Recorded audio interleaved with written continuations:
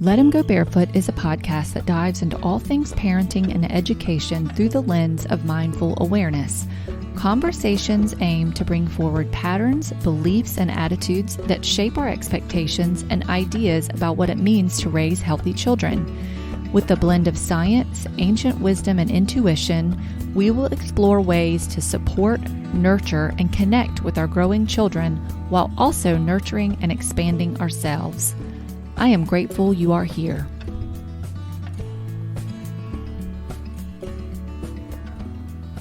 Welcome, Nikolai Pizarro, to the Let 'em Go Barefoot podcast. I'm so grateful that you agreed to come on and talk to us about literacy, about raising readers, and about ensuring that we have the skills and the knowledge to help our children gain the skills and knowledge that they need to become readers.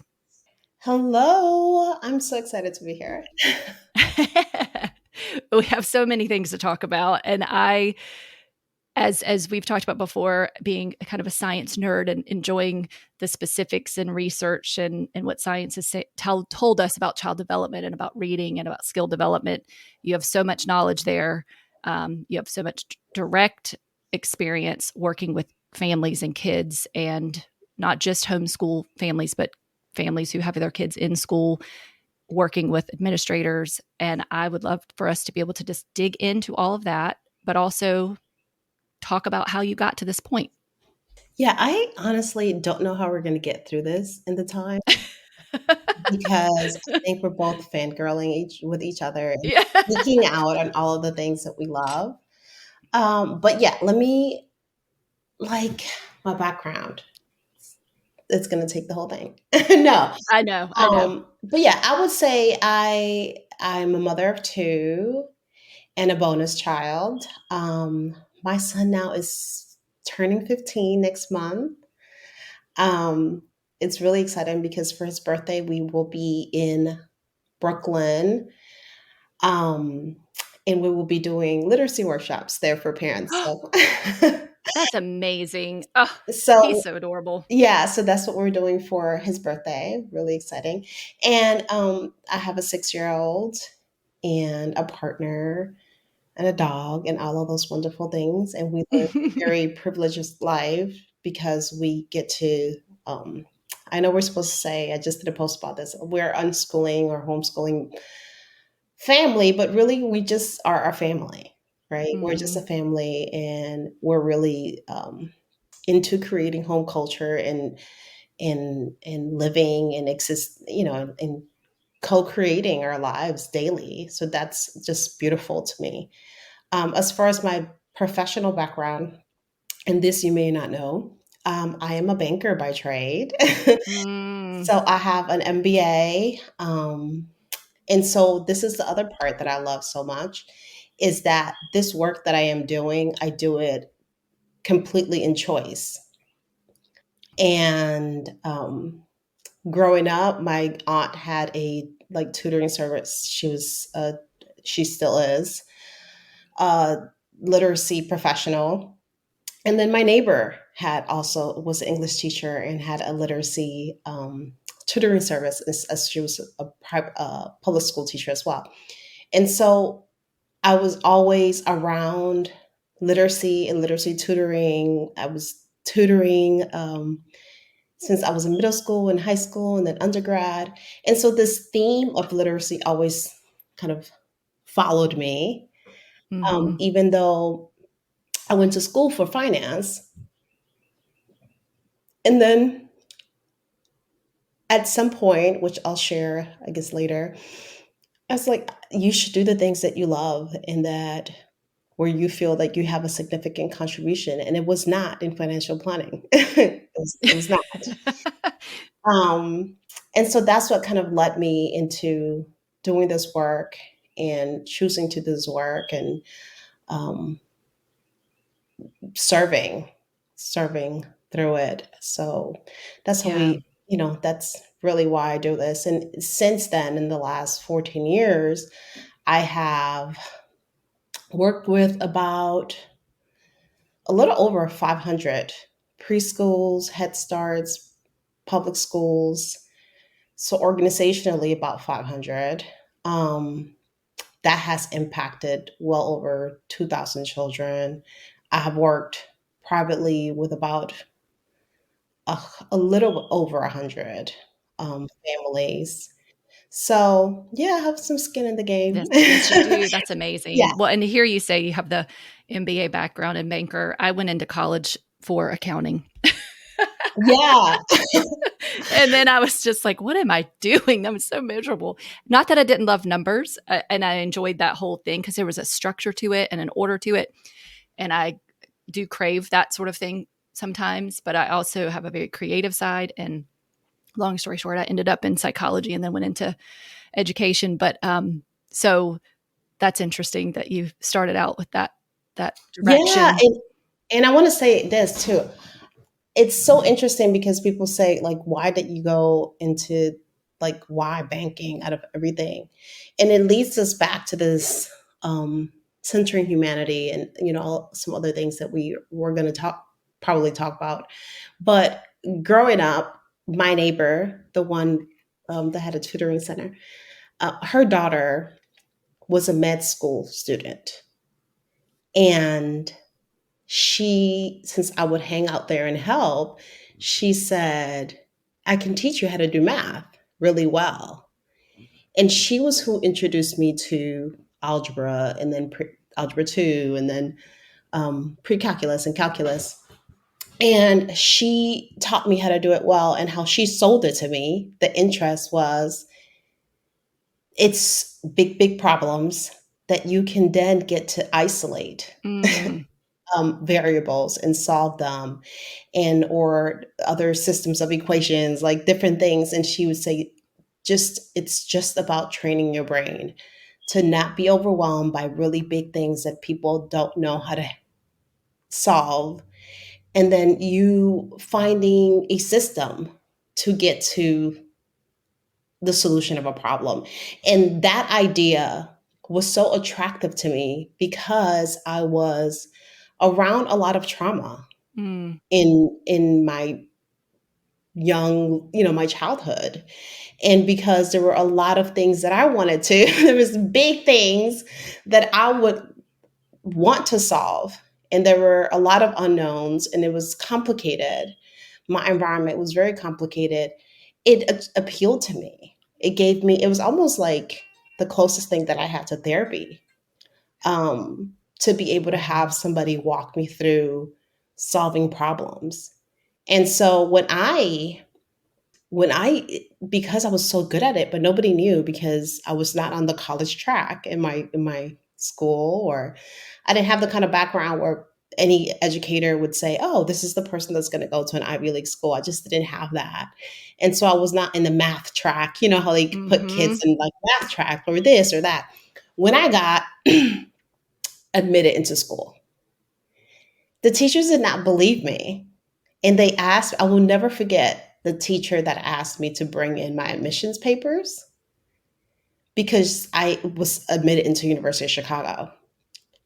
And And which teacher asked you to bring those in after you registered for your classes? There was a professor that. that was a high school, no, it was my high school teacher. Oh, I'm sorry. Okay, so yes, okay, so you were admitted, and then your high school teacher said, Almost like, "Prove no it." way. Like, What? you must mean another school. And I was like, no, this is a school that I'm going to. Oh, wow. And because I was just flying under the radar. I was just Yeah. so I tell before I was into unschooling or self-directed learning or creating like alternative high school portfolios, I was already doing it. Before I knew that Mhm. they happened, I was already doing them. um because, and this is also why I created community to everything, because the reason that I got into that school was not my school. The reason that I got Yeah. to my school was because my neighbor was a tutoring center, and her daughter taught me to do math really, really well. And so when I applied, I said, "Hey, this is who I am. I'm an atypical student. Look at what my scores are." Like, I got there not because of my school, as you can tell, not because of my classes, as you can tell, but Mhm. because of like this inherent worth that I have, and this contribution that I'm able to make. And that's how I got into a very prestigious undergrad. Yeah. And so Yeah. I believe in community and taking care of our children in community and developing our youth that way. So before Mhm. I understood what I came to do now, um, I felt like I was on that path very, very young. And additionally, the only reason that I did my MBA is because I got into school in a very into graduate school in a very self-directed manner. And I was 20 years old with a full academic scholarship to this MBA program. And the admissions person said, "This is a top 20 program, and you're the youngest person in here, and you're going to have to prove yourself. And I would say you're going to be met with some hostility. So I would pick the most difficult major." Hmm. And so I was like, okay. So I picked finance and game theory. Wow. Not because I necessarily wanted to go into finance, but because I had to prove that I had some kind of inherent worth and should be there.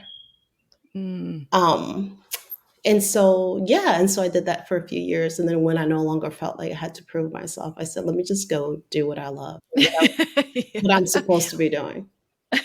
Right. So do you think that that shift came because you in your own mind you feel like you did kind of check a box that you needed to check for yourself, No, and you gave yourself space to say, you know what, I've done what I needed to do, I can leave this now? Or like how did you make the kind of shift. just yeah. Well, I was managing during tax season, I would manage a franchise for like a tax refund franchise. Because for Mhm. 16 weeks, I made an incredible amount of money for managing the franchise and for 16 weeks of work. And I was on the third year, I was pregnant, and I started looking at early brain science. And then once I Yeah. saw early brain science, I realized, holy smokes, I am the data, right? Mm. I'm looking at all of these. I'm looking at this from a privileged position at this point, educated, have some amount of money. My child is going to do well in life. But the more that and so I was reading all of these brain science and baby books and all of this enrichment stuff. And they're all written and built. Everything that we know about enrichment and early child brain development, all of that, is all built off of studies from low income Black families for the most part. Mm. And the early interventions that were done, and then those children have been followed, right, for 40 years. So we had these 60 years of data, but in the impact of early brain science, which now led to this market of enrichment that was available to educated upper class families, but really built on low income Black families for the most part, and 60 years of Mm. following them around and seeing, hey, if you don't replicate these conditions and you don't do what these things, right, if you don't do these things for Mhm. children, this is how all of the knowledge of early brain science that we have, right? And I realized that I was the data because very early on in my household, I was given some kind of scholarship and I went to Montessori school, as in preschool and lower elementary school. And that single handedly made all of the difference from myself, my peers, my siblings, my cousins. Like it made all of the difference. It changed who I was. And then again in adolescence with my neighbor. Right. And so I saw the data in those studies reflected in my life and my outcomes and the power that I now had. And I wanted to not just use that to impact my child, but I realized, well, I see. Like, I don't want just my community to be the data. I need the Mm, data to be shared.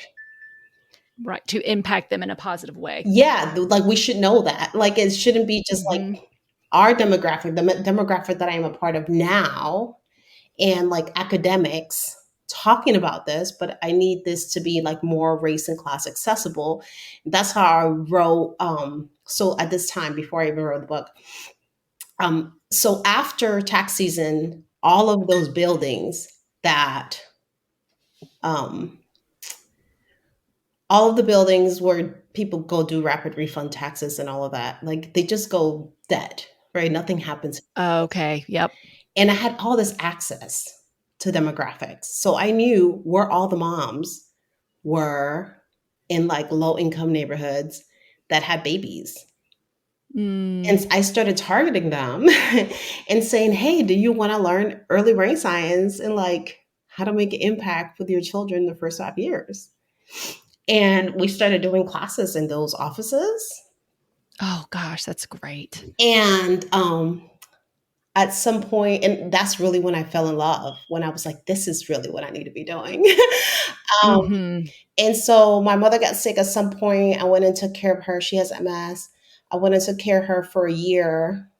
She went into remission, and all of these moms were calling me. They were saying such and such has had a baby, or such and such is 3, and we need to do more. And I was like, you know what? What do I do? And I wrote a book, which my I'm going to re-release it with updates because I'm a different person that I was 15 years ago when I wrote the book. Yeah. But but still that need to share in a way that was race and class relevant and that made things more accessible to other people, um, became really important to me. Um, and so that was the shift. The shift is that anything that I Hmm. want for my child, I want for other children.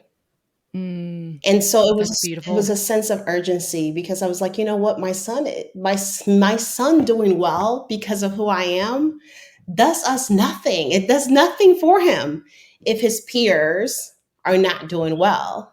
So what are we Right. doing here, right? It's like, and so Hmm. um really I always tell him that he gave me my purpose Mm. because he was like, it was that fire literally in my belly that I was saying it's not enough for him to do well. I need to, because of him, I stumbled across brain science and I saw myself in that data and I was inspired to share with others. So it always comes back to him.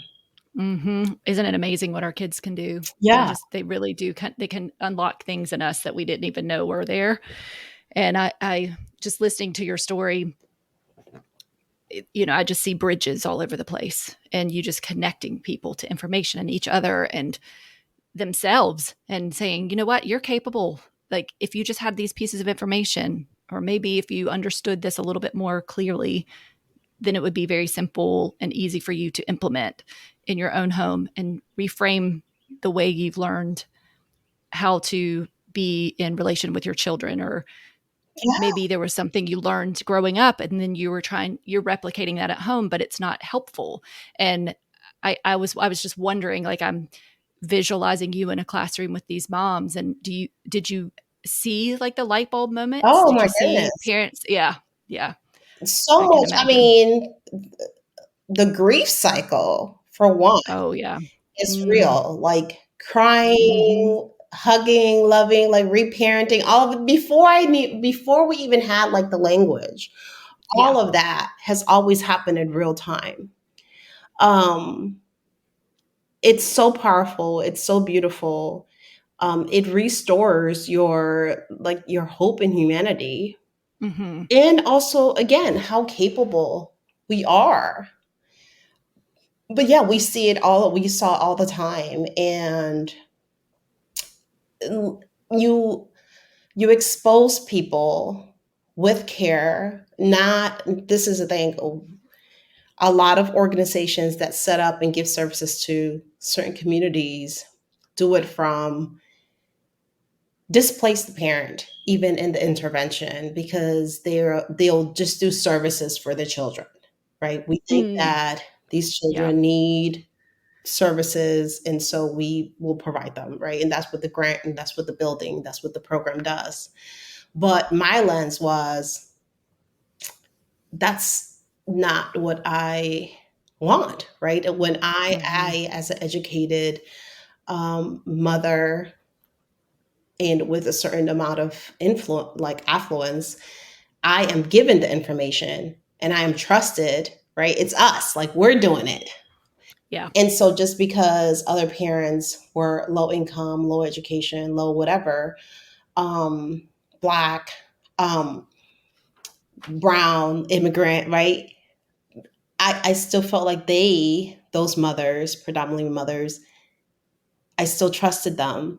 I still saw them. I saw them as a resource, and I just wanted them to have their information and to do Yeah. the same way that somebody else was trusting me to do. Hmm. And When it's the idea too that, like you were saying, with the services that can be available, it's not a systems approach. It's more of an individual, and so they're separating the kids from the family, which is where the kids then have to go back to. And it's like this is not helping everyone because you're dividing them up, and the information would be better served if everybody got to be involved. So yeah, it's kind of like from my lens from psychology and counseling and therapy and stuff, it's like, taking the children to a therapist, but the parent's not getting any help. no, And it's like, you're not supposed to give it to the kids. It's not their responsibility to carry that burden and to try to fix everything or try to work the relationship out with the parents. So it's the same kind of idea with absolutely. academics. And if we think about it from like an evolutionary standpoint, we are supposed to be learning from our parents. We're Mm, supposed to be learning from our parents. And so that is why mammals, I mean, that is what humans, we're the only mammals that like end up staying with our parents for long, long periods of time, right? yeah. We're supposed to be learning and being nurtured and cared for and passing down information from our primary caregivers. And so anytime that you're creating separation of services, you are sending the signal to the minor you cannot learn from this primary caregiver. Mm, So now, even if you're nurturing that young person, you're still sending the message that your primary caregiver does not have what you need to learn, what you need to be okay. Now, if we think about that from a brain science perspective, that in every single case, for the most part, is a signal that mm. says you're not safe. You're not safe here. Yep. You're not safe. And so if you are not safe, then I cannot fully expect you to learn to be self-regulated, to have a regulated nervous system, to access your frontal cortex, to do all of the things. I'm not really nurturing you to your potential. But when I equip your parent and your primary caregivers, and now you're getting a lot of that from your primary caregiver, then I am at a very baseline um, signaling now you are safe. Hmm. Well, and that leads beautifully into the things that you write about on your Instagram page at Raising Readers, about home as epicenter Yeah, and centering our children and home instead of the school system. yeah, And I would love to dig into that a little bit more. But before we do that, I do want to highlight a post you made on March 17th that said, "We cannot afford to center schools as the solution in a problem they created and are not even willing to be transparent about." And, that's just, I love it. It's just so true. It's like, wait a minute, we're going to go to the people who've created the problem to come up with a solution. No, thank you. And I maybe missed this if you said this earlier. Apologies, but did you say you have homeschooled from the beginning, or you started out with kids in school and then you pulled them home? yeah. Well, my son went to kindergarten for all of 6 months. Mm-hmm. And let me say, he went in there reading, writing, doing math, quote unquote, at second grade level. Okay. By the time that we left in winter break, my son had dysgraphia. He Oh. would not hold a pencil. He would not scribble his name. We had to work for almost a year of therapy before he would write. Mm, And so we left, um, not by choice, but rather what I had to do because I was losing my son. mm, I was losing his light. I was losing him. Actually, his teacher. She was like, "I need to meet with you after school, unofficial."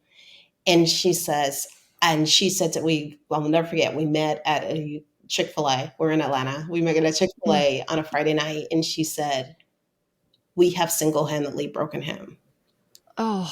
And she was like, "I don't know what to say other than I don't think you should come back after the spring break because Oh my gosh. now they're asking me to put him through the IP program Mm. and to document all of his behavior, but I know that we have caused it." And Oof. she's like, "And now I used to have like all these brilliant passages and all these things." She was like, "I'd recommend him for the gifted program because I can't Mm. support him in my classroom. And now, because he has regressed so much, I have nothing to submit. And it reiterates what they want, which is for me to say, he's not producing, he's not doing his work, he can't write." She was like, "But that's not how he came in." Oh gosh, that breaks my heart. Oh. And so we left, and it was very much a survival thing. Mhm. It very much like I was like, okay, so now I have to homeschool. It wasn't Yeah. anything that I had planned. I always just plan on just being like an advocate inside of school and centering my home as the center of learning and all of the things that I talk about. I always was thinking that I would decenter schooling, and center myself, but very much as a school parent. Like I definitely thought I was going to be like an agent of change inside of school. Mhm. All of those things. I was about volunteering, doing literacy interventions inside my son's classroom. Um, I was doing a lot of that, and that's how I saw myself. But it was not the place for him. Yeah. It was really, he was just like, "I just don't, everything that I do makes everyone sad. Everything Mm. that I write makes everyone sad." Um, and it And he was, was 5, it's you fine. said? 5? Yeah. Mhm. Wow. The teacher that I had was a Teach for America first year teacher, and she would, really quick. These are the kinds of things that I just want to share it because parents sometimes don't think about how they can impact our children. But she she would have him. He would write, but he did not have a spelling. He did not have like a spelling framework yet because he was only 5, right? Mhm. But his sentences were complex sentences with complex vocabulary. And so a part of the morning routine in kindergarten is to like write your little sentence, your little part picture, and then you would go to like a word wall, find the words that you want to correct. Most kindergartners are writing the same words. And Yeah. so they would correct it. And then when they would make their corrections, and then they would go sit on the carpet. My son was writing words like artillery and, and like unnecessarily. And he was writing all of these words. And so when he would go to the word wall, he would not see those frequently used words. And Mm-mm. so day after day after day, she would do an unhappy face Oh, no. because she was saying like he was not completing his work. He was not doing the second step where he would edit and then go sit on the carpet. And he's like, "Mom, like my words are not there and I do not know how to fix them." Mm-mm. And so he internalized that as, when I write, the teacher is unhappy. Yeah. Of course. Right? And Mhm. so, because they would never send that work home, he was not communicating that to me. And by the time we put that connection together, he had already given up on writing. Oh, Yeah. and that's small amount of time. That's what I find important to impress upon people is how quickly, for some kids, you can extinguish that flame. Oh, it was like very, very easy, very quickly. And because he had never been to preschool, and because his personality is so pleasant, everyone Mm. kept telling me he's going to come around, even though he was crying. And also, we came from a different kind of background where, like, so he would see kids sitting on timeout, and he would go sit with them, or he would Oh, say, it's like they're "Please." lonely. Yeah, she's They like, need a friend. or he would tell the teacher, like, oh, such and such has had silent lunch for 2 weeks. Maybe that's not the solution. Like, it's not working. Mm. So Mhm. he would correct, he would do those kinds of things that are not really allowed. That's not what schools are for. And so he was just like, every time I say something, there's an adult that gets upset. Like, it just really, and it just killed his light. But they Mhm. just kept telling him, he's so sweet. Just he's gonna adapt. He's fine, because it was never like a violent thing, or he didn't curse, he didn't hit anybody. Those kinds Yeah. of things where people would want them out of their school. Mhm. So they kept telling him, "Oh, he's gonna come around," but what happened was the total opposite. Right.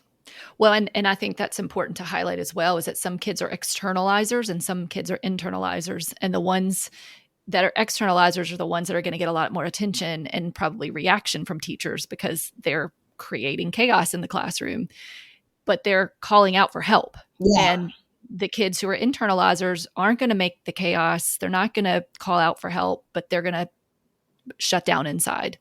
But to the outside eye or the untrained eye, they're fine. They're not causing problems.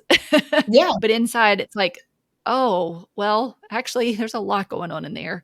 And unfortunately, they get misdiagnosed or overlooked or considered to be okay. yeah. And so, yeah, you've So to definitely, circle that back to home as the epicenter, I think that the disconnect, or how we can counter that, is to really create home cultures where we are, as parents, seeing ourselves as guides, and mm, seeing ourselves as being assigned to have relationship with our children, and to lead with connection, and to lead with healing, and to do all of those things, the learning, the healing, the connection, the relationship, to really see that as the function of our homes. A lot right. of the current lens is to send our children to school, to center school performance, and some elusive hypothetical job thing that's going to happen in the future, and some college application that's going to happen in the future, as if we know that these things are going to happen. um, and so that has become the function of our homes and our families and our roles as parents. And so, what I am calling for, or the invitation, um, that I make to parents, which is the same invitation that I make to myself and my partner every day, Mm, hmm. is to lead with connection, humanity, and what is true of our home culture and our assignment, which is to live. Yeah. Yeah, And to hear the various voices yeah, and to ensure that you're providing opportunities and resources to help them develop the skills that they need when they do leave your home and that they can be using the whole time. So I'm with you with this idea of people thinking so much about the future that they kind of forget about the now. It's the fear of what if, or am I doing this right? Or what about, where it's like, what about college? What about the job? What about living independently? And I think what people fail to recognize is the connection between that home as a safe, nurturing, connected place will inevitably lead to all those things that they feel like they need to think about now in a much more conscious way. Yeah, and that our children will take direction. And if we are, again, it goes back to our evolutionary function. If we can't provide that, then our young people are always on alert because you're supposed to be getting that from their primary Mm, caregivers, and then we're not giving them that. So really, the humans have evolved over hundreds and thousands of years, and we're single-handedly like violating our mm, evolutionary advantage. What allows us as humans to innovate is that we're passing down information in safety first. So as mhm. we're safe, then we're passing on information, and then we dig into this like beautiful ability to innovate and to do other things with this information, and then to pass that down. Like that's what gives us like an evolutionary advantage. And The collaboration piece of it. yeah. And if the belonging, the connection, and then the collaboration is not there, um, it's just like, what have we done but regress humanity? Mhm. And It's so, like everybody's on their own little island trying to figure it all out when really we could just be like, come over here. Let's all be on the same island. And then, yeah, you know, share our resources and our experiences and have conversation. And it's the equivalent of, I tell people, even like to bring it a little bit back to literacy, it's like, what if I'm really silly like this, but I live in complete awe of a lot of things. So, like, that's good. all day long, like, I will look at a sweet potato and be like, I cannot believe somebody dug this up, cured it, right? Because you got to dig up Hmm. the sweet potato and then it has to Hmm. cure, right? They have to cure, you got to put it in the cellar for like 6 months. And then you have to put some heat into it and some seasoning, and so that you can even eat it. So the fact that that is like, that's a lot of people. It took some people to figure that out, right? Right. If it was just me in charge of humanity, we would be eating like three berries and some apples. Okay, I would have a nap, bark, right? bark off the tree. Is this okay? Can we do Yeah, this? and so the fact that even like from like a sweet potato to like email attachments, I'm like, I cannot believe that I have it and you have it. Hmm. Like I just created it and I hit the little paperclip and now we both have it. And like Google Docs, and you're like, and now you made a change and it's over here. Like I am in awe of everything all the time. So it's the equivalent like of us saying we have, and then the beautiful thing is that we have created this units, right? These communities, or like in our current like context is family units, for more of that transfer to happen, Hmm. and for us to reject that, for us to like reject that and not be like passing on our stories, passing down the things that we know.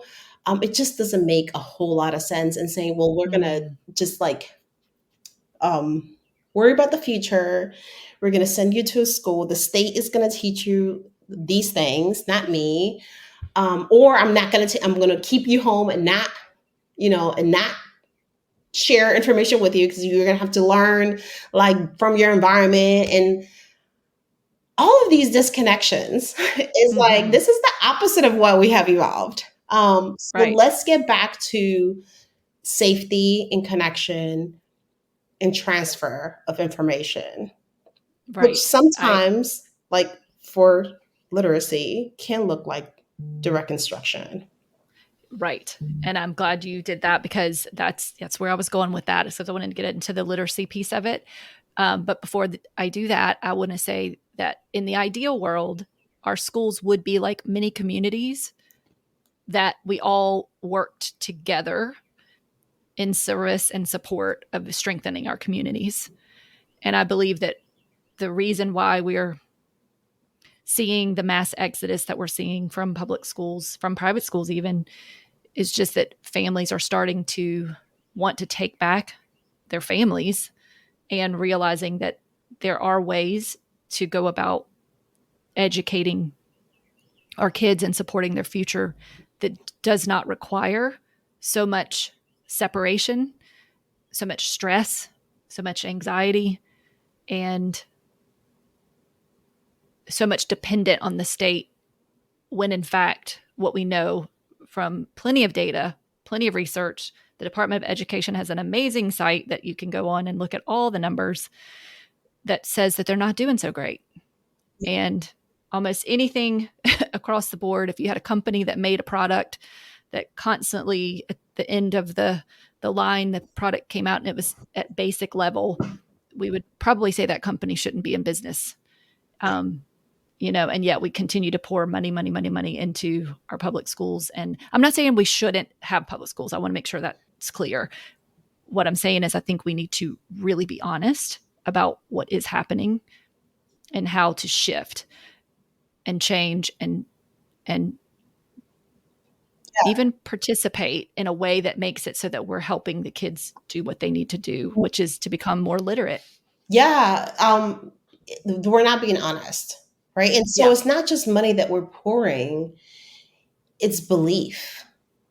Right. So I think I tell people all the time that I don't necessarily think that all of the danger is in the participating, because we're all participating in flawed systems. We go to work. I mean, we're always participating in flawed systems, but it's the belief, right? If I am,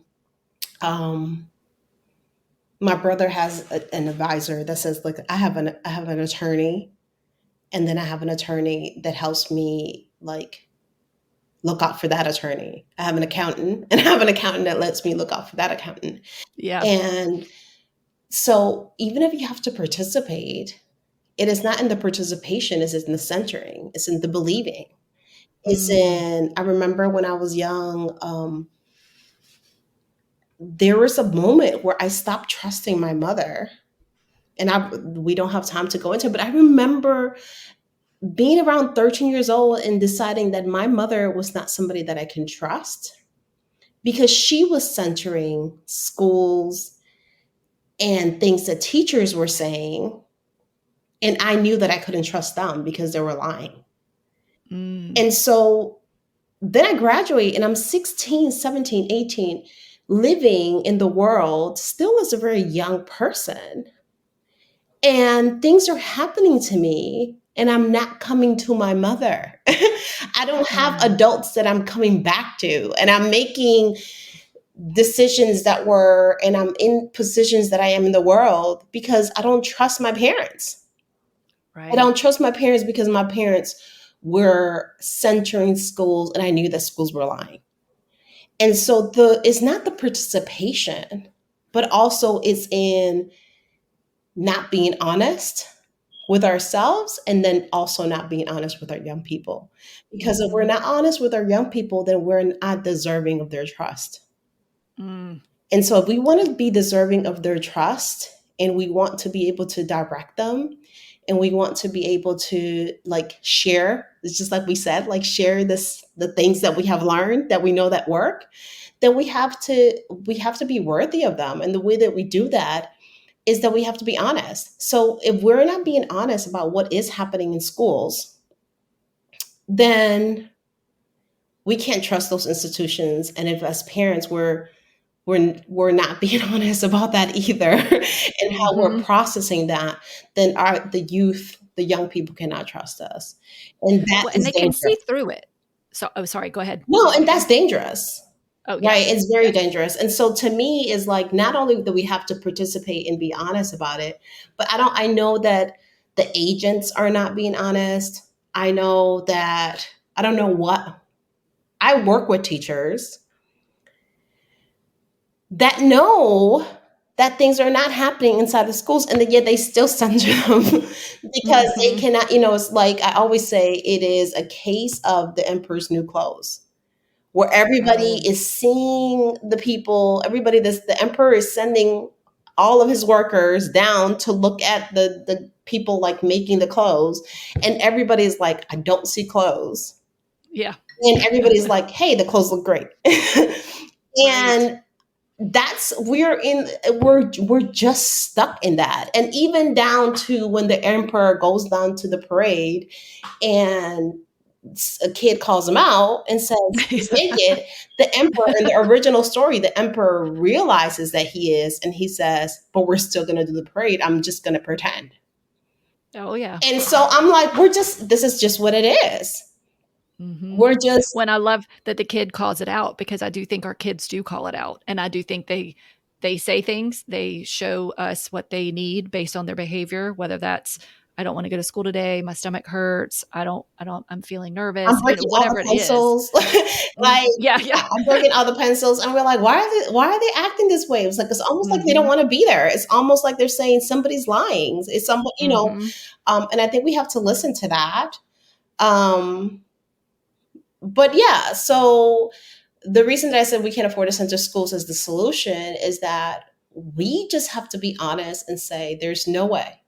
Like, there's just no way that even in the current environment with Soul the Story, for those who have heard that podcast, where, you know, we're saying the schools are finally saying, oh, you know what, for the last 25, 30 years, we have not been teaching kids to read. Mm. Um, about 60% of the population is reading below grade level, and we see it. It's like, we know that we have a huge, it's not just in the kids, this is the other thing. So we're keep saying that this is the students, right? But if it's 25 to 30 years, then we're really looking at the population, because those Yeah. kids are now adults, right? Oh So yeah. we're looking at people that are working. It's 60%. It's Mm. 60%, period, right? So we're looking at people in all kinds of fields, that have, we have a comprehension problem, which leads to being reactive with news. It Mhm. leads to a lack of empathy. It leads to we're not listening to each other. So we see it reflected in the population, For sure. and so we For have to sure. call it out. And so it's not, we're calling it out, but we're just like acting. The schools are acting like, oh, so this is a K through third problem, and you're like, no. Mhm. We have to call Mhm. it out as a country and say we have a huge problem with comprehension as a country. It's happening in the middle school and high school level.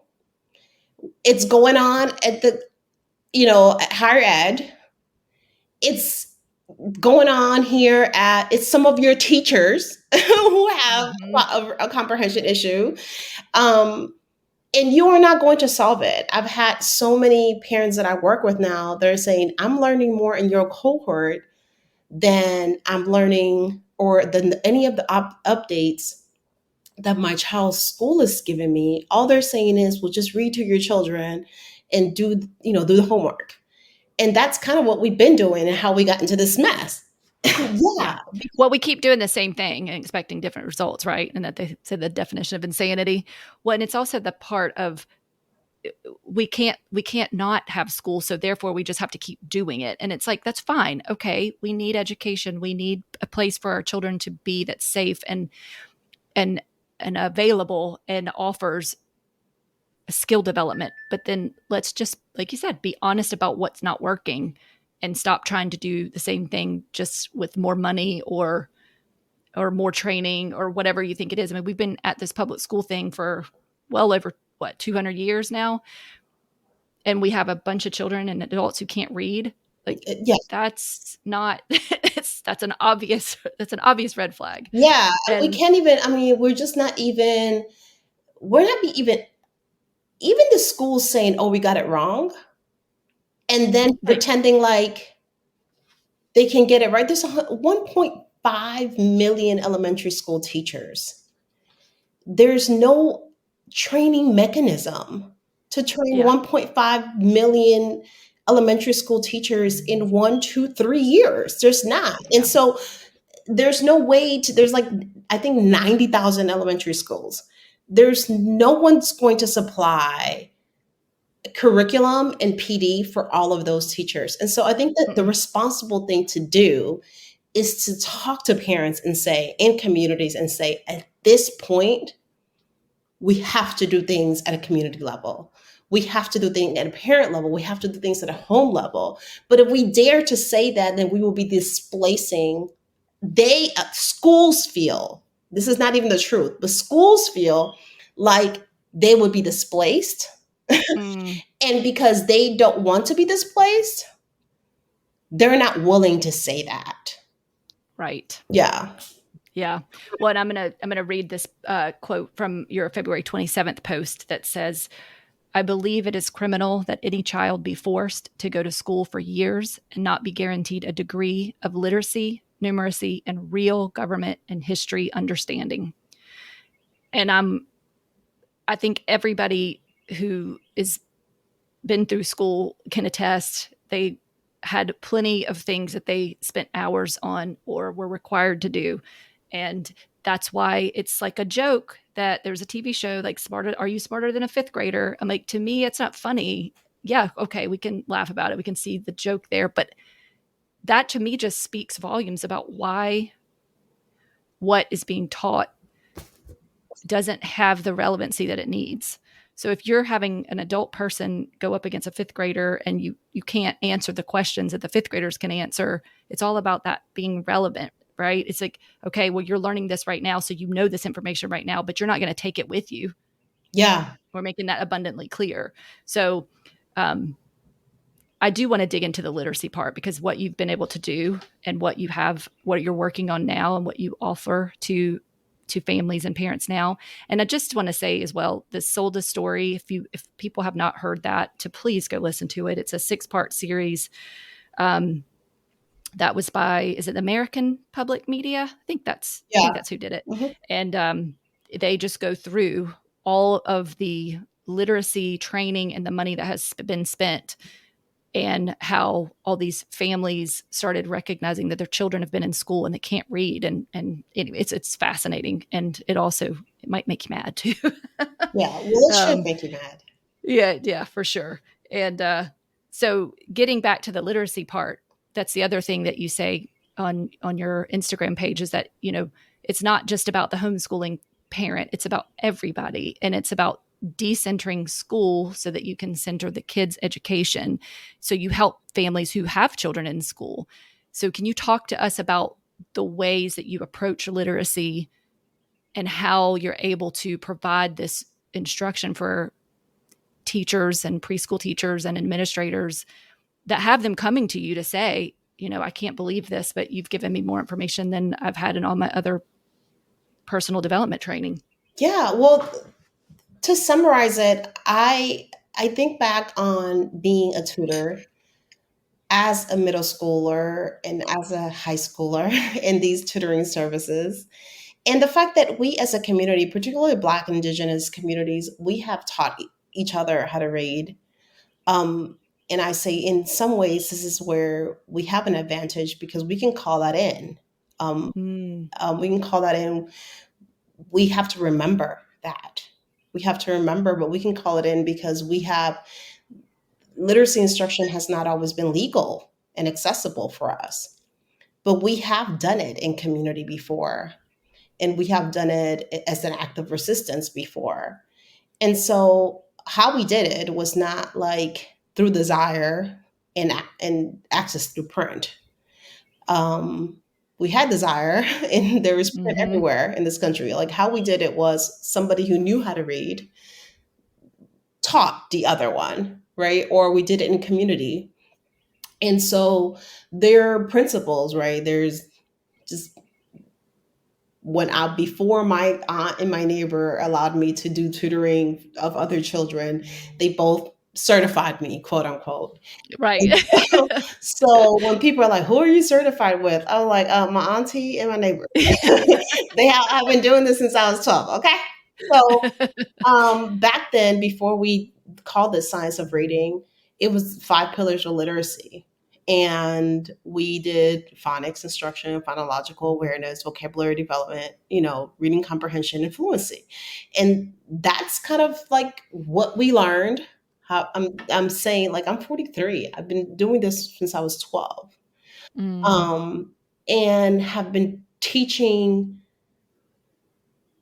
preschoolers and regular schoolers and adults, right? And so now a lot of the stuff that I look at, because I love science of reading, not science of reading like teacher paid teacher templates, science of reading, like what we're reducing science of reading because now it's like a trending thing. And Mhm. the Yep. actual science of reading that has happened inside of people are also saying, oh, science of reading is for school age children. It's not. The science of reading is actual cognitive science and neuroscience that you can go and look at. And we have now imaging of what happens inside the brain with reading in multiple languages in adults and people who have been in car accidents or have had trauma and half of their brain stops working. And so we have all of this science. And so it's not just phonics and, we have turned this into curriculum in phonics inside of schools,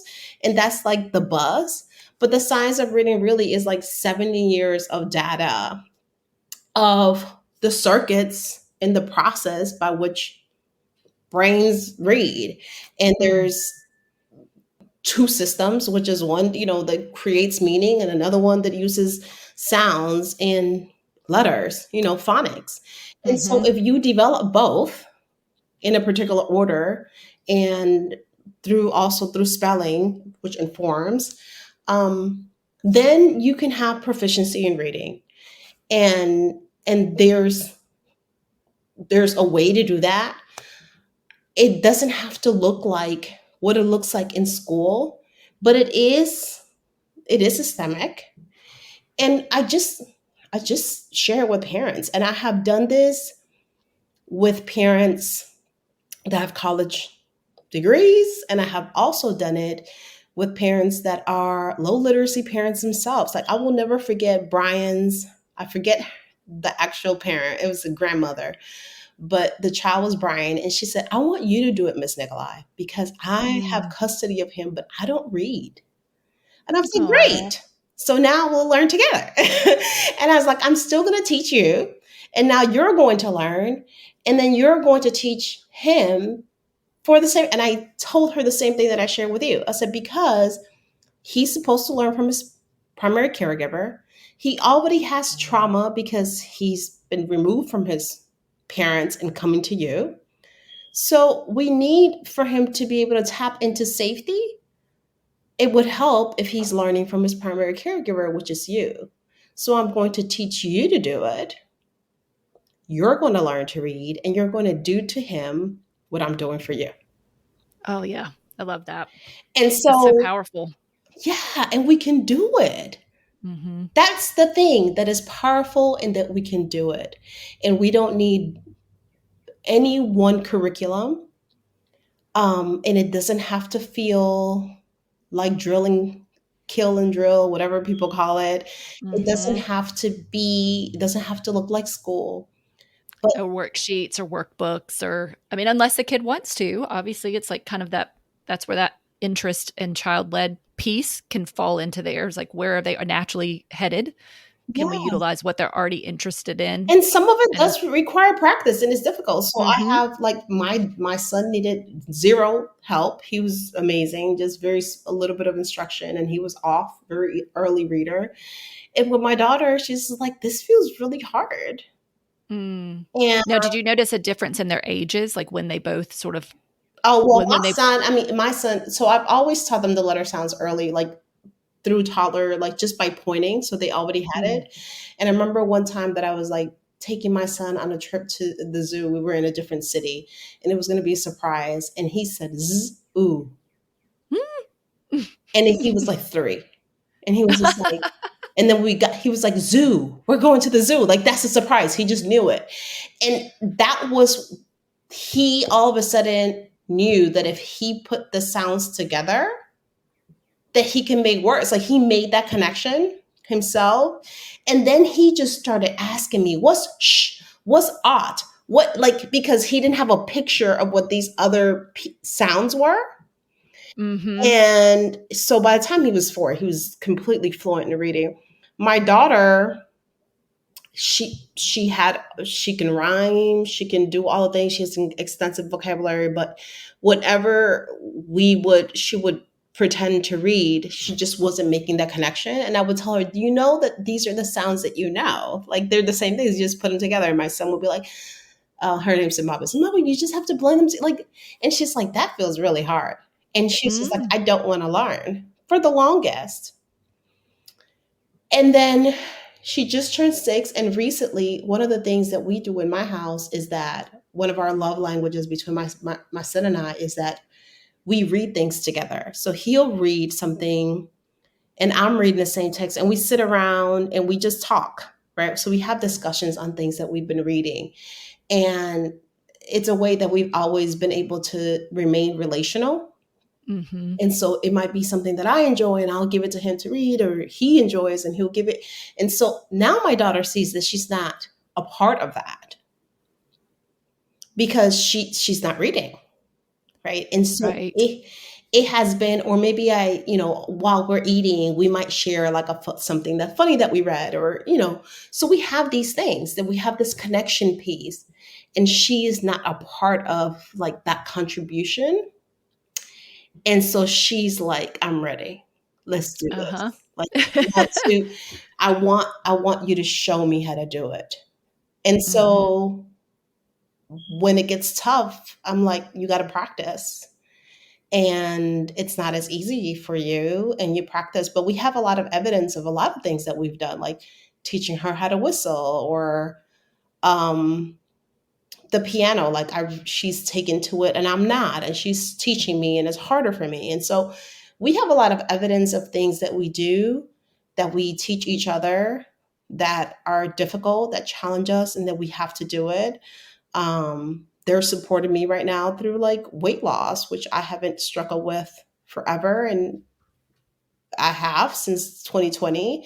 And so my Join children, the club. yeah. And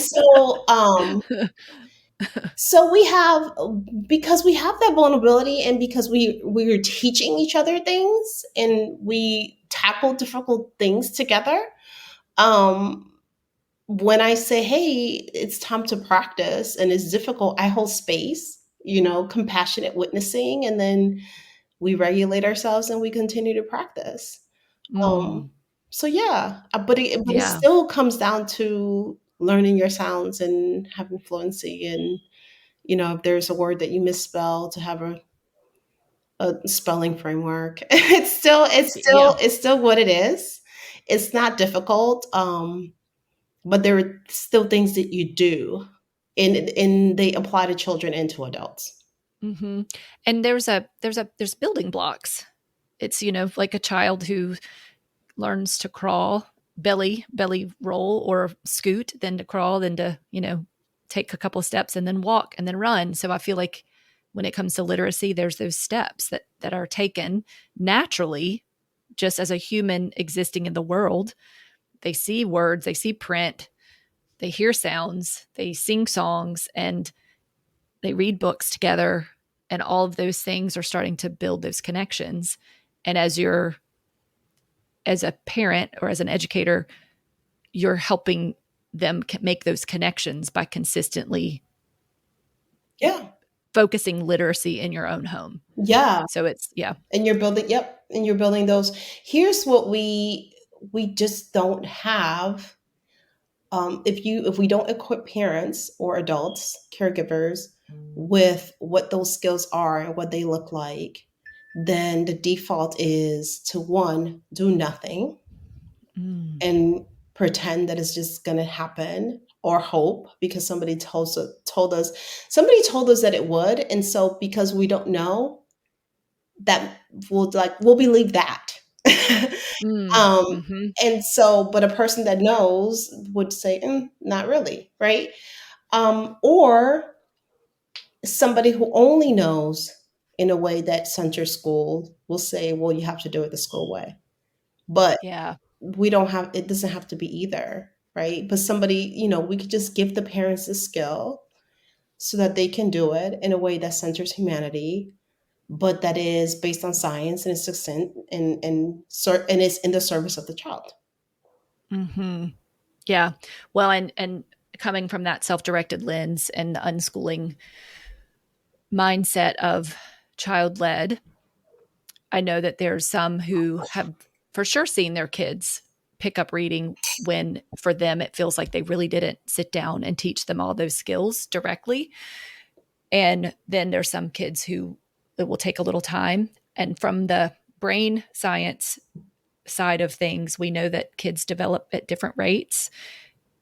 But I also think that there's a misunderstanding. There can be a misunderstanding that they'll just pick it up because you're a literate parent and you have books in your home and you read together and you watch shows or you listen to music or whatever the case may be, that eventually the kids are just going to connect all those dots together.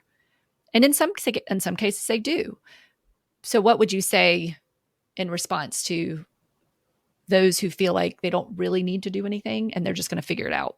Well, Because I know that has happened. I mean, we know that there are certain kids who just kind of pick it up on the earlier side. But so what, how would we be able to support parents who may feel not very well equipped to look for the signs? yeah, so the science just says is there's about 10% of people who are going to 10 to 15% that are going to pick it up just by picking it up. And Mm-hmm. so I'm in a household where I have two children and one just picked it up and Yep. one didn't. And so I live that. Um so some children do, and some people were like, well, sometimes you just need a little bit of instruction, a little bit of nudging and support. And I think that we also have to understand that even the people that just picked it up or needed just that little bit of support, um, are literally, isn't it like after we read in third grade or fourth grade or whatever, like it stops, right? And so Mm. there's we haven't been at this unschooling thing for that long either. So I work with families that their children were reading when they were 7, 8, but now in high school, like the comprehension has gone down Hmm. or they're not that really good at writing. So you could even have a child that picks it up without that much directed instruction and then still hits some bumps later on because we're not really testing or looking for it or in a self-directed kind of environment because we're not Mm-hmm. doing those things.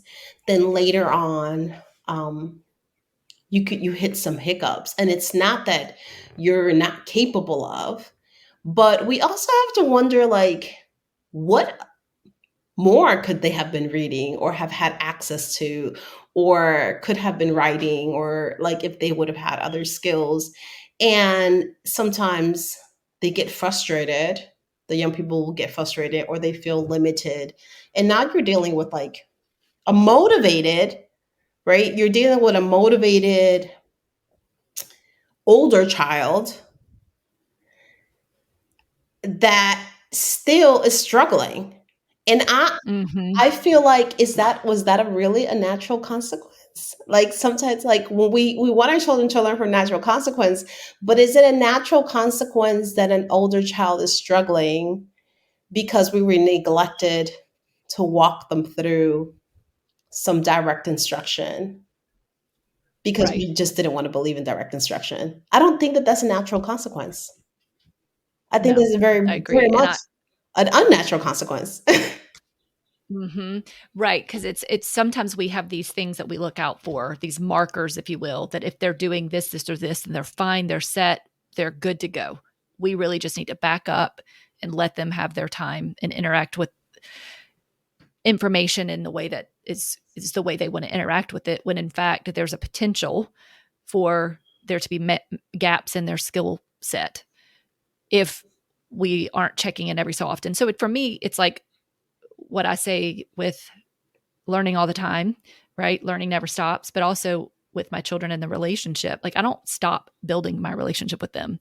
I didn't raise them up until about 6, 7, 8 years old. And we had a great relationship up that point and say, okay, I've done everything I need to do. We're going to have a relationship that's great from here on out. Yeah. It's a constant, you got to feed it, you got to nurture it. And the same thing is true with skill development.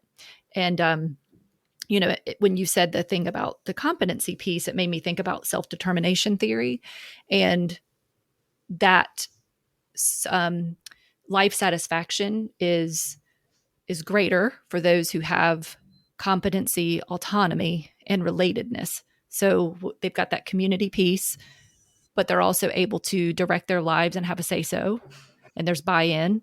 And then they also have the competency to handle themselves in multiple different environments. And I think all of us want the best for our kids, and those are some three big pieces that we can be thoughtful about and realize that if they've got autonomy, that's great. Don't just give them autonomy or not give them, you know what I mean? Like, don't just think that, oh, they've got autonomy, so they're good to go. It's more like, well, wait, are they connected into a community? Do they feel like they belong somewhere? Do they feel like they contribute? And then what about their competency? So I say this from my own personal experience, where at one point there was a time when I thought my son was good to go with his college level classes. And I realized that there were some pieces there that we kind of skipped over.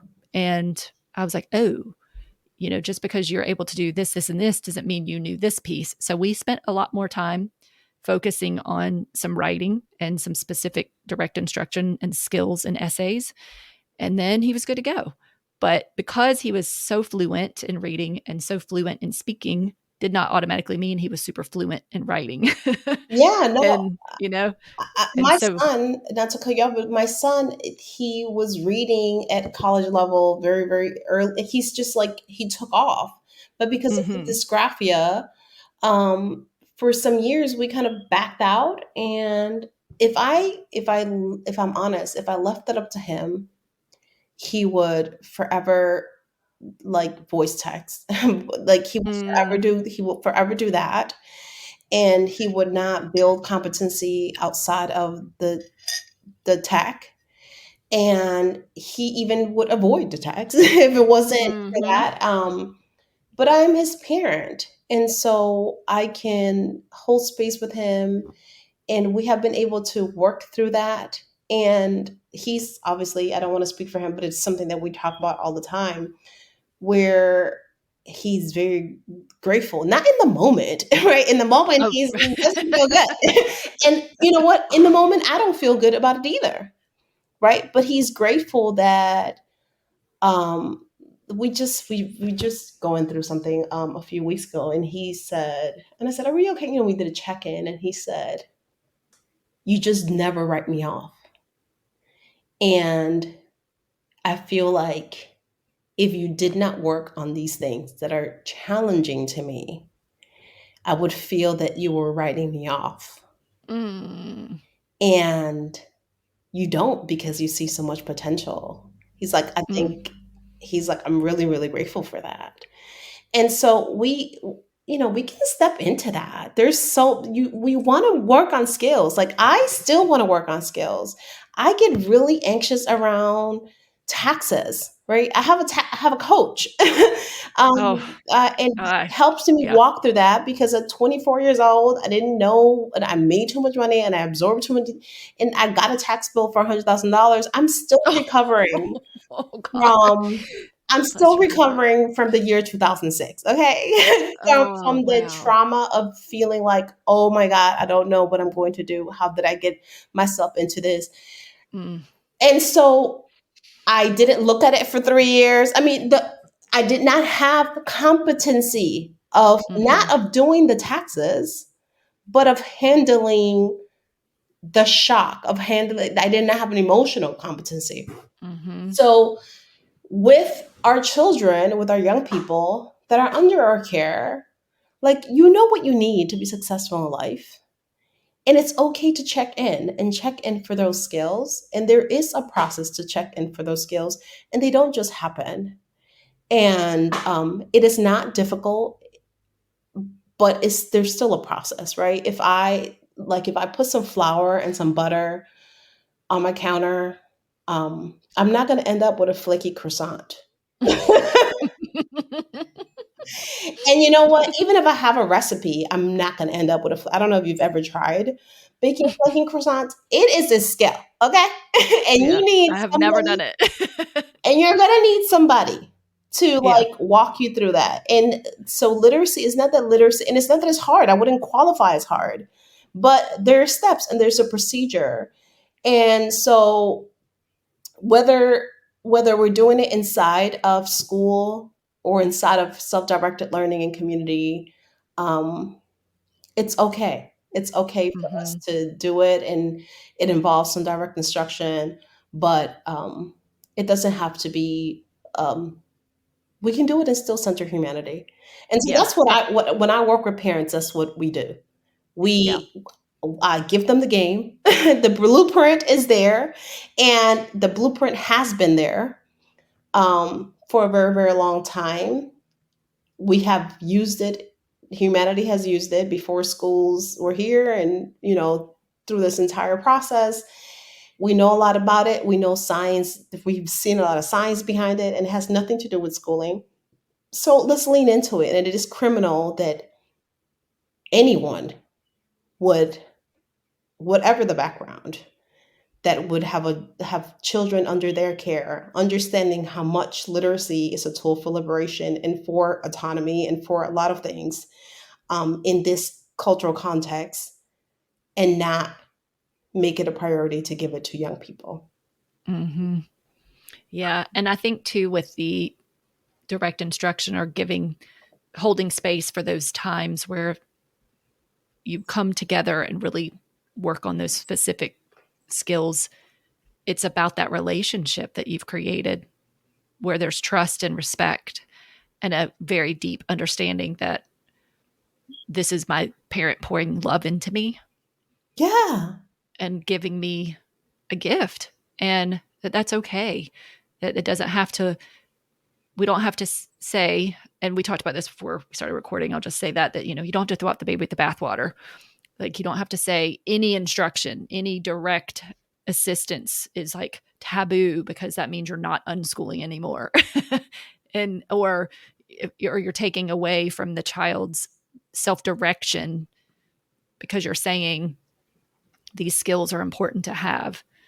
I feel like if anything, we're ensuring that they will have success and feel good about their lives if they are able to develop the skills that are necessary to become an independent yeah. human being. I mean, whether it's even understanding feminism, right? Or privilege, Mhm. or this history of this land, or like your rights in this country, right? Whether you're understanding government, I think all of those things are important. Numeracy, I think is important. Literacy, I think is important. When you leave my home, I want you to have these things. Mm, And and it's important for you to have those things. And we're in relationship so that we can, and we're here in an extended relationship, again from evolutionary precision, so that when you're leaving, it's no different than, don't eat that berry. Like our yeah. ancestors are like, don't eat from that bush. You will get a fever and you die. Like, from our ability to pass on information, um so that from there that we can be empowered to be our full selves and be able Right. to express that. And so I think that that happens in a relationship, and that happens with deep respect. Um, and it should be happening in every household, whether it's an unschooled family or a, a family that goes to schooling. It should not be a state. It should not be handled by the state. Not to say that we don't want schools and we don't want to hold schools responsible, but ultimately, the more that we center ourselves, the more that we get to advocate for children, the more that we get to um, empower our young people, the more that schooling, and its metrics and the things that it upholds do not become a part of our collective consciousness, and things that are harmful. Mm, So I don't, hmm. if literacy is a tool for liberation, I don't think that the state is the person who's going to handle it very well. I definitely Yes. think, yeah, I think that especially, and I say that, listen, I say that from a race and class lens is the only lens that I have. And Hmm. so I'm not going to leave it up to them Yeah. to liberate me ever. So, or my children. And because I say everything that I want for myself, I want for other people's children, because there's no such thing as other people's children, that work with parents. Yeah. That's wonderful. Nikolai, thank you.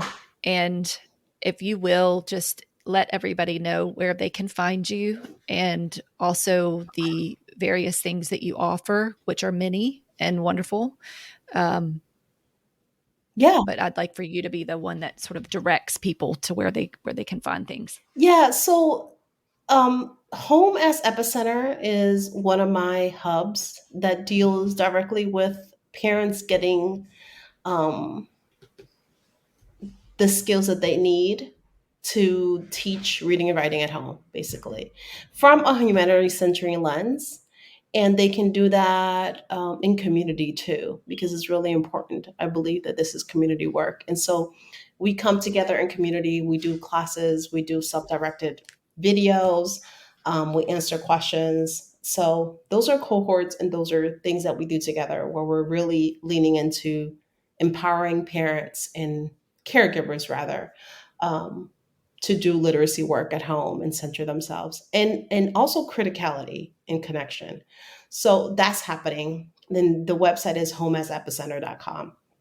Okay. And so after that, my website is From High Chair to Freedom.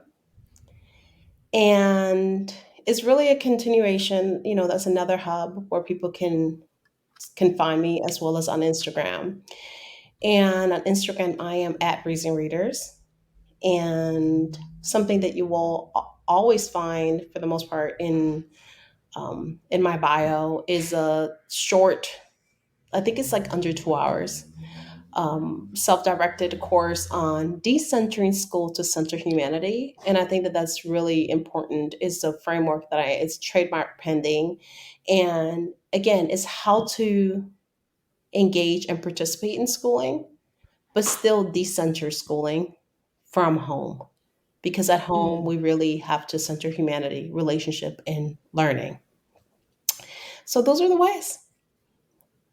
that's great. And I'll be sure that they are available to everybody in the show notes. So are there any calls to action or parting words or specific resources other than your sites that you want to leave people with?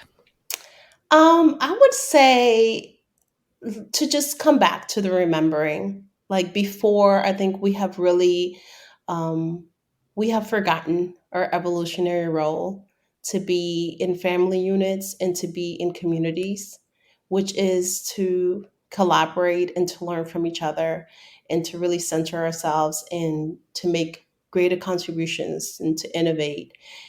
Um, and we have just for too long centered this institution of schooling, and it has impacted us. So, like, let's all have the courage to explore that conditioning a little bit more, in defense of children and in defense of humanity.